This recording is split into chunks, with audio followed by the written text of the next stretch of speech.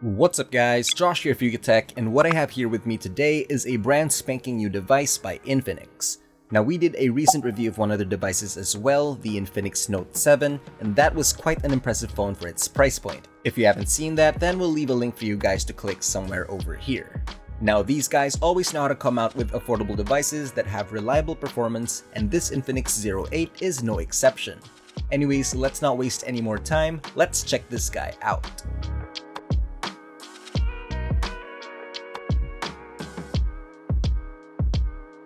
Alright, so before anything else, we gotta give it to these guys for this really eye-catching packaging that does make it already feel quite premium.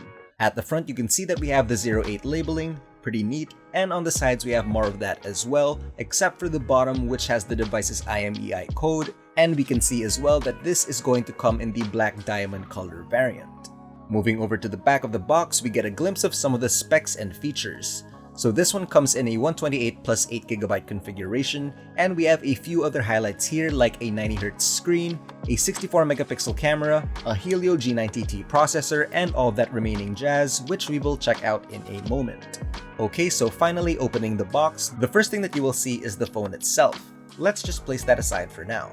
Below that is a smaller packet holding your SIM ejector tool, and a bunch of paperwork that includes your customer service stickers, a warranty card, an X-Club pamphlet, a plastic screen protector which you're going to have to install yourself, and some complimentary Infinix Zero 8 stickers that I personally think is a cool addition to the packaging. Next up, we have a nice thick jelly case, very important for those accidental drops and scratches. And finally, at the bottom of it all is your charging brick that seems a little too small to be in here, so this may or may not come with a larger adapter when the retail units arrive. Next, of course, is your Type-C cord with some lovely orange accents, and a set of earphones, so yeah, definitely should be a headphone jack for this one. With nothing else in the box, let's take a look at the actual phone itself. Now what we have here right now, as mentioned, is the black diamond color variant, but under certain lighting scenarios, it kind of has a slight blue tinge.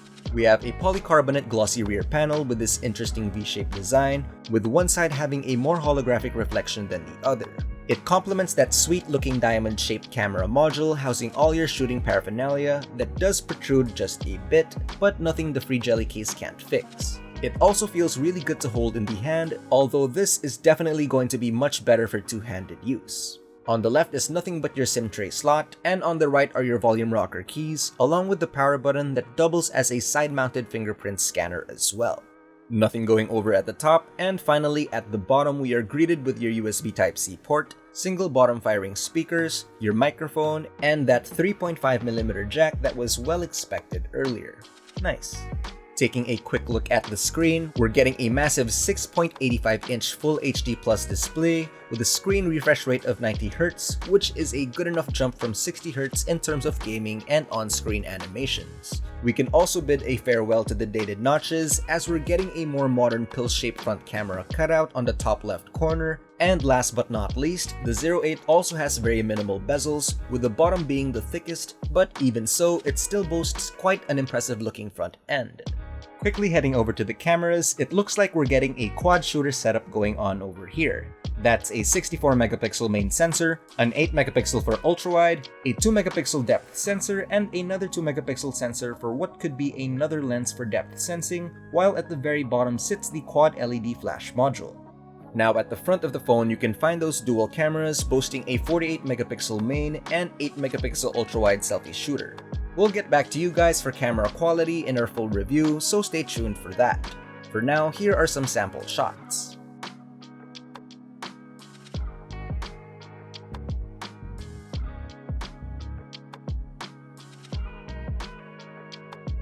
Powering the Infinix Zero 8 is a mighty MediaTek Helio G90T processor consisting of an octa-core chipset with a max clock speed of 2.05 GHz for the dual Cortex A76 cores and 6 Cortex A55 cores clocked at 2 GHz. It's also paired by a Mali G76 MC4 GPU and has liquid cooling technology, so it's safe to say that this should be more than capable of handling long hours of gaming and as well as handling daily tasks, since our unit also boasts a hefty 8GB of RAM along with 128GB of onboard storage that's even expandable up to another 128 gigs via a micro SD card. The Infinix Zero 8 also runs on XOS based on Android 10 and has a pretty alright user interface, but might come along with what a lot might consider as bloatware, so keep that in mind. The Zero 8 is also equipped with a 4500 mAh capacity battery with 33 watts supercharge support.